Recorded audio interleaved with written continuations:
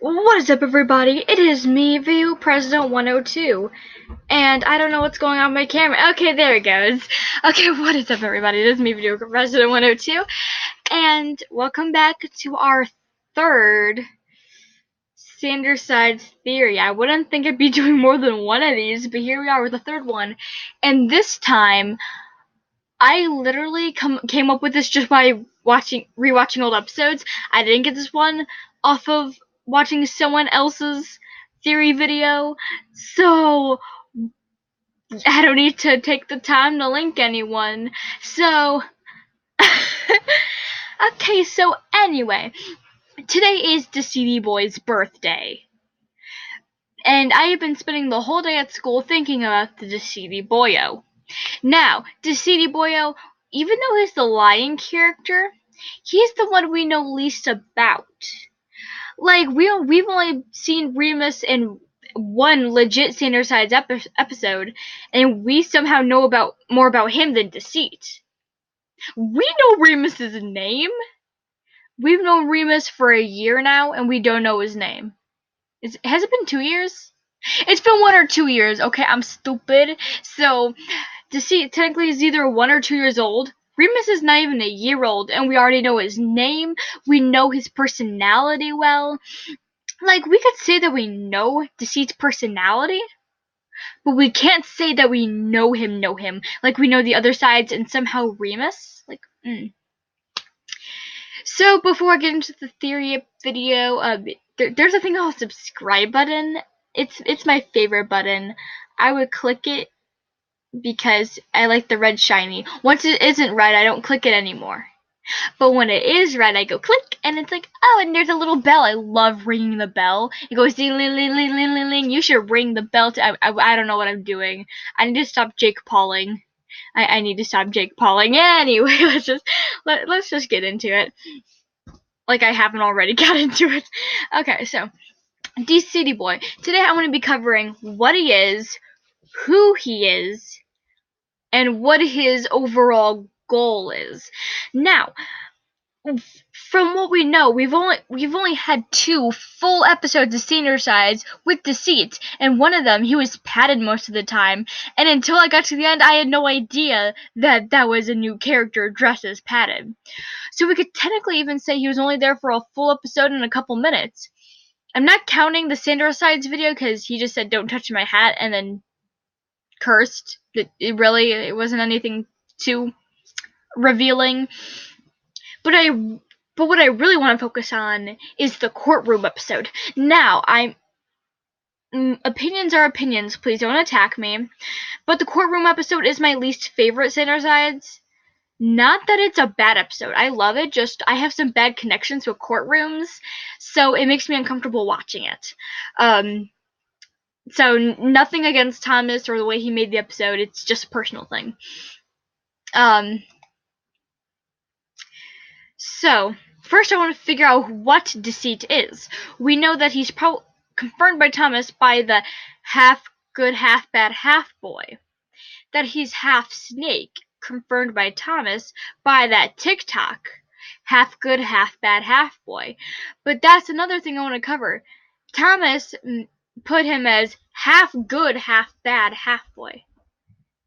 So he's half good and half bad. Now I'm thinking it's the way we visualize him. And before we get to how, what he is within Thomas and what he represents, I want to get into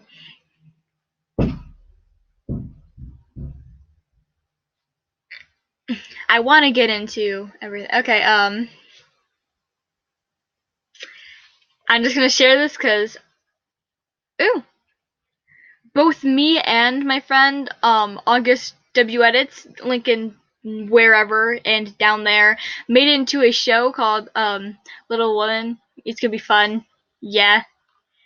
Thanks for the update, Mom. Give a clap for my mom, everyone. Oh my gosh. That was updates in the middle of my talking. Thanks, Mom. So, as I was saying, Deceit Boyo. How do we know that he is a snake. Besides that one TikTok that Thomas sent out. But then again, that was just a TikTok sound, and it wasn't necessarily, canon. Well, we already know that he has snake scales, and the people in the series consider those as real snake scales. But is he really half snake? Just having half his face being snake-like is not being half snake. That's your half your face having snake scales. That has nothing to do with being a snake. But if we step back and look at things, he is the only side that wears gloves. And even after being made fun of them, he still keeps on the gloves. That means he is conscious about his hands. So there might be scales on his hands, or maybe he has claws, and fangs, claws. Or he might be really good at dishes. I mean, Virgil has a point. You never know. I don't know what my life is anymore. Help. I'm sorry. I'm so sorry. So sorry. Okay, so anyway. So we know that Deceit is at least part snake. But how much snake is he? And what does it have to do with his personality? Well, I'm gonna flip the camera, cause haha yeet. I'm supposed to be in my recording corner, but that's a lot right now. Okay, so Deceit boy.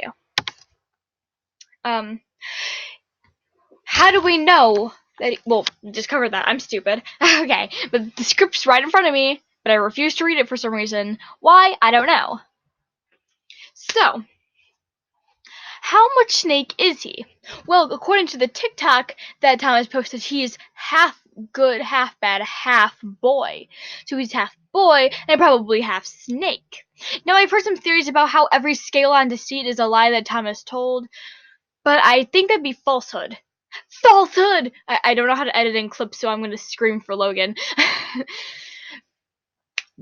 But him earning a scale anytime Thomas does a lie, says a lie, is not humanly possible. Because Deceit, in the real world, quote unquote, he is the same height as Thomas. Because technically he is Thomas.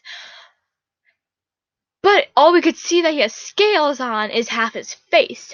Now, if you're in a scale for every time Thomas told a lie, literally his whole body will be covered in scales, because we already know that humans lie like 3 times a day, according to the Can Lie and Be Good episode. Or I don't know, I haven't watched it in like a day, I can't memorize things. I wrote all this stuff down, but that's the one thing I forgot to write down, dang it. Ow, that hurt.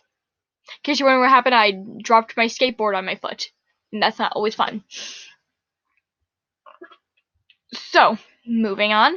I'm sorry this is so slow. I'm just bad at talking. I should really write a script. I mean, I did. I just really need to follow the script. Okay. So, moving on. Now, what is Deceit's intentions? Now, this is a bigger one, which is, from this point in the video onward, which I want to bring up. Now, as we know, from the Can Lie and Be Good, he wants to, quote unquote, share the truth with Thomas of how he isn't such a good person. And that no one's perfect. And that's exactly what morality thinks in the episode. Nobody's perfect, and except for Thomas, he loves his friends. Wait, no, that was at the beginning of the courtroom episode. Sorry, I'm bad at quoting things. Haha. Because then he's like, well, you could defend him all you want. And then he goes to the court. Yeah. But from that episode, we find that Patton, in that case Thomas, thinks he's a good person. Deceit is trying to tell them that he may not be a good person. I mean, technically, if we look objectively, no one is a good person, and no one's a bad person either. Like Deceit said earlier, later in the video, good and bad are just concepts. Remus even says that in Forbidden Fruit.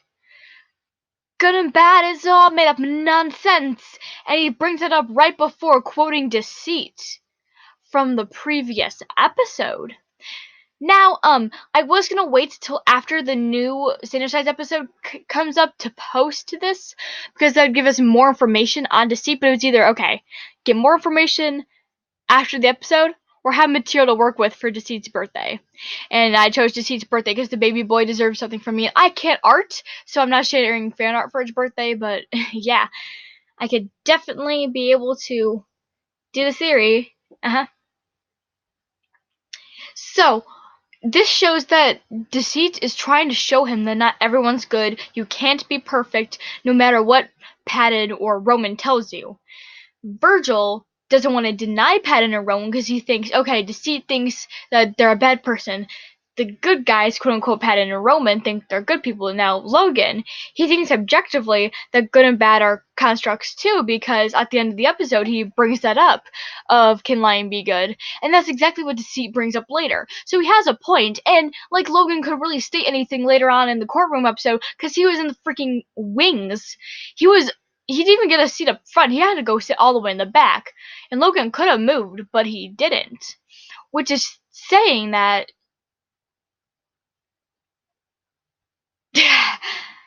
which basically it's saying that Logan knows that Deceit is making a point by everything. Because whatever Deceit says, we could correlate with something or another that Logan has stated in the past, or in some cases in the future, like during dealing with intrusive thoughts.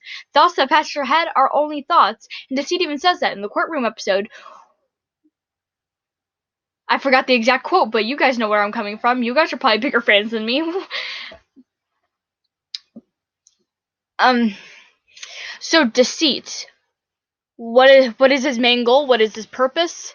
To tell Thomas that he is not perfect.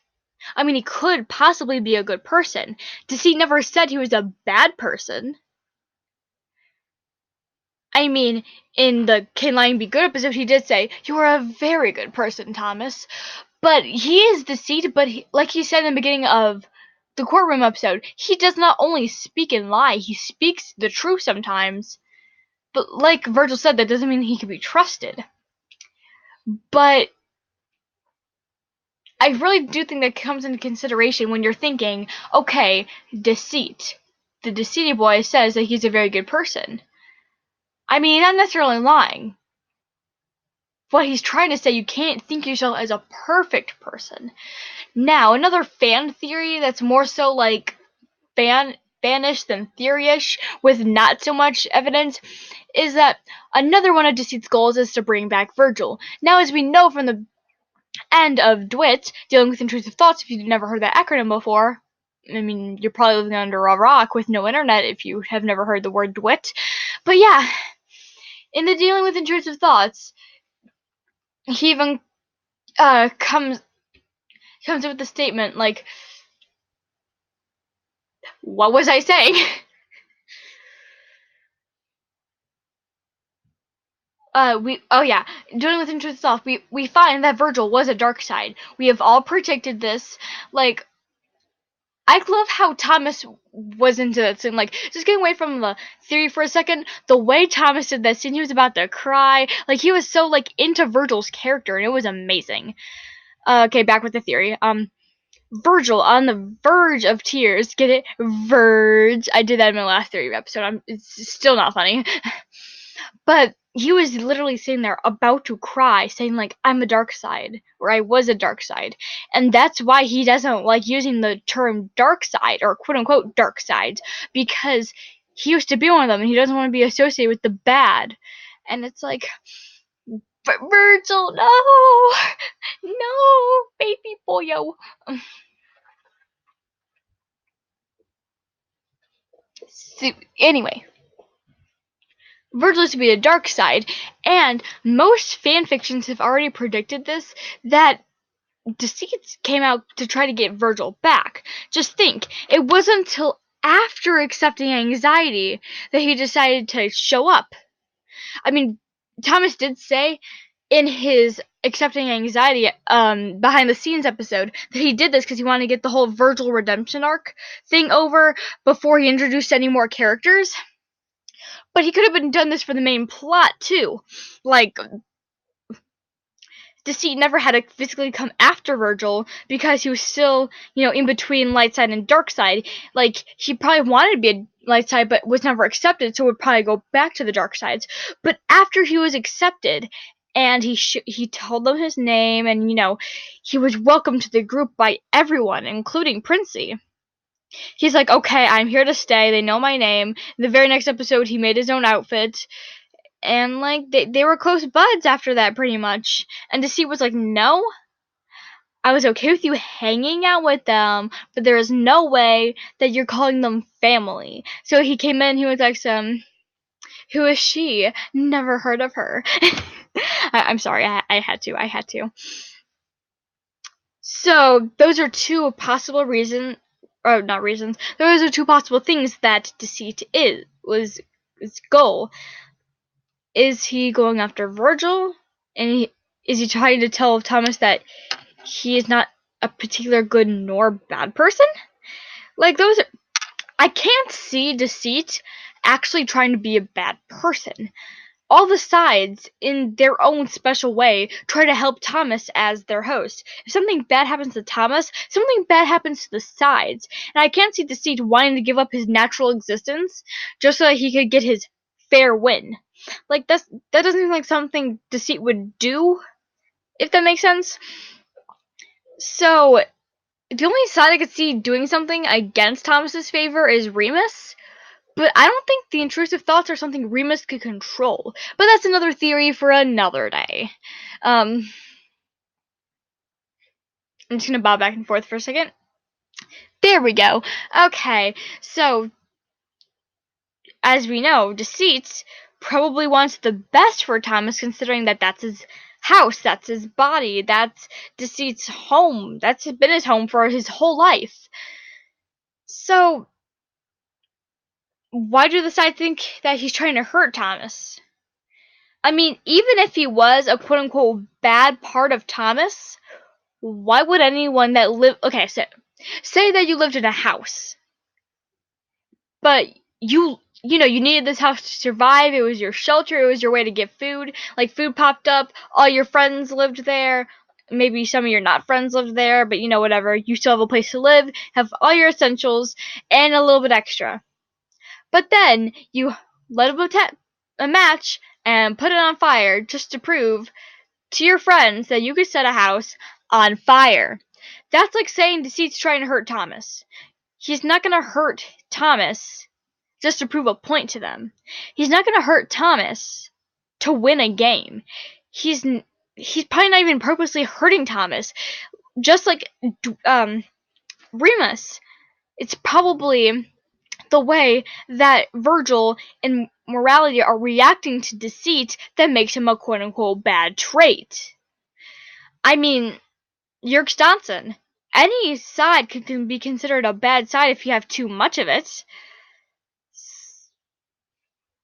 This goes back to the point I had in my last theory video. They're all linked in the iCard if you have not seen them. I'd recommend going to see them to help kind of like line these 3 videos up. Like, it helps make more sense.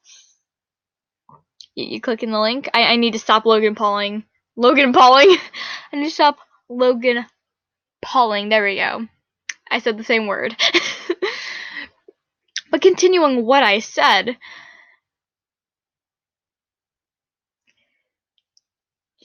as we know from Yerk Stanson, Remus is any side could be bad, and Mortality and Virgil probably had the same effect. And as we see in the courtroom episode, Princey and Deceit seem kind of close. It could be one of two things. One, or, could be both of these two things. I mean, it's Sandersize. It's so dramatic. Huasa, when the drama. Gasp, sigh. I don't know what my life is. Help. Okay, but anyway. It could be Princey drawing for attention, because he's been kind of shunned in the last couple episodes, and the very next episode, he was knocked out for most of it. I'm not going to go on that rant, because it's going to be really ranty, really fast, but as we all know, Princey has been kind of shunned, and Deceit so far in like the last year has been a source of compliments. I haven't seen Princey get this many compliments since like forever. And this could be Deceit playing into his love of compliments to try to draw Princey near him. But I think it's more so Deceit, trying to be like, with the judge, and Princey being, oh, look at compliments. Or it could be Deceit's me going away from the frame because I don't know why. But this could be Deceit's way to try to bring another recruit back or convince Virgil to go back, getting, close with the light side, just to, shut him off. Or have Remus go attack him and stuff. Or maybe Deceit was trying to make Roman weak so that when Remus came, he was affected even more. Because, like, he's getting all these compliments from Deceit, and oh, look at here's his brother. And another thing that, I do want to point out that Riley Logan pointed out in her video. Oh, look at I'm now referencing someone else, because original ideas are fake. I guess I'll link her video up here. Up here. Either up here or down here. If it's not up here, it's because I can't link other people's videos, so always check the description. So Riley Logan mentioned how both both Remus and Logan said that Remus was Roman's brother. But Roman himself never classified Remus as a brother, but as a funhouse mirror of everything you don't want to be.